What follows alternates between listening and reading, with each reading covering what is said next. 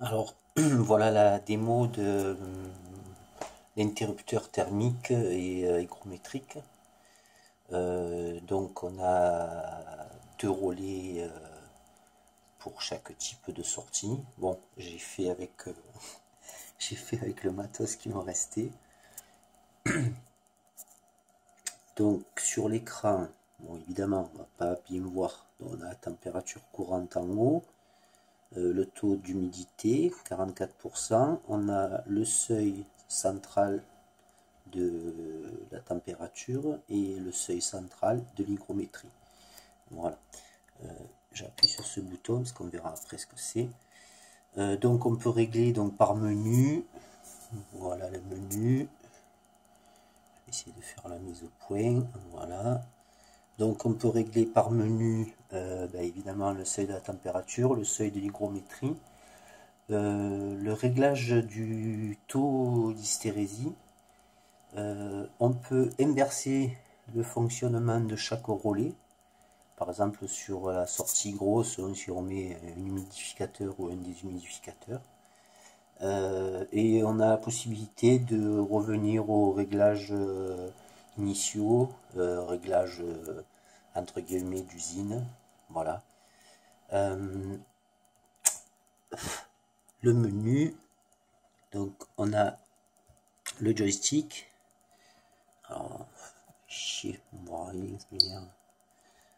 voilà, là on a le menu. Ah, voilà, c'est un peu mieux. Donc on descend, les flèches, la flèche, voilà. Donc il y a deux pages de menu. Pour valider, pour entrer dans un menu, clac, on appuie là, on appuie sur le joystick. Ensuite droite-gauche pour monter, descendre le menu. Soit on valide en appuyant de nouveau là. On revient à la page principale, soit on fait une modification, on se rend compte qu'on ne peut pas, c'est pas ça, on s'est trompé, clac, on fait annuler et on peut choisir le menu qu'on veut. Voilà, par exemple là pour inverser, voilà, pour inverser le fonctionnement du relais le relais 1 de la température. Voilà, donc là je fais annuler, je le laisse comme il est.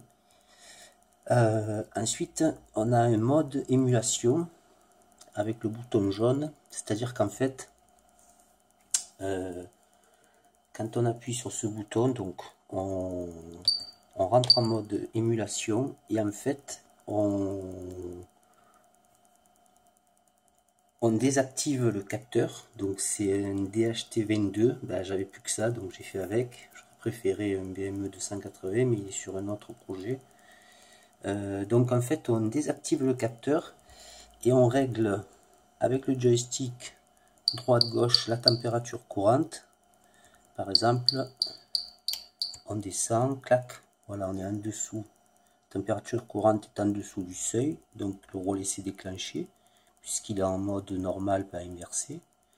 Donc je remonte la température, clac, là il s'arrête. Et pour le taux d'humidité, c'est le joystick toujours pareil, mais vers le haut et vers le bas.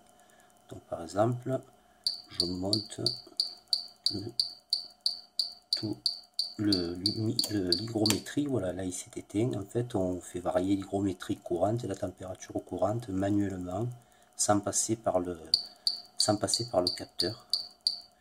Voilà, ça permet de faire des tests. Voilà, là il se remet en route.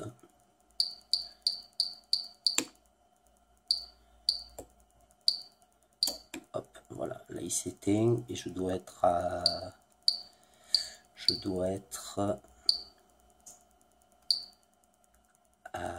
je pense 5%.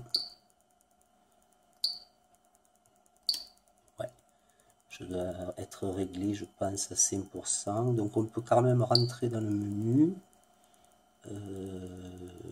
en appuyant là. Par contre, dans l'autodystérésie, je crois que c'est, ouais, voilà, 5%. Voilà, et mais pareil, évidemment, on peut régler ce qu'on veut. là, on va refaire varier. Je vais faire remonter l'hygrométrie courante. Voilà.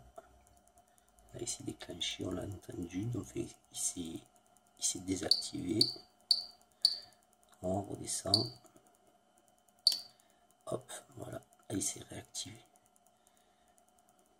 Voilà. Je vais faire une petite modification, là, je viens de m'en apercevoir. Peut-être à chaque fois que ouais, il faut que je réinitialise l'hystérésie à chaque fois, ça sera mieux. Bon, mais voilà, j'ai un appel, donc je vais couper. Voilà, donc l'amélioration principale, c'est le capteur, c'est la catastrophe. Ce capteur, encore là, il m'indique 40. Ben non, là je suis en mode, je suis bête, donc je repasse en mode normal. Voilà, là c'est les valeurs mesurées par le capteur. Donc 44%, ouais, ça paraît normal. 22 degrés par contre, c'est bon. J'ai vérifié sur le vrai thermomètre, ça c'est facile à faire. Voilà,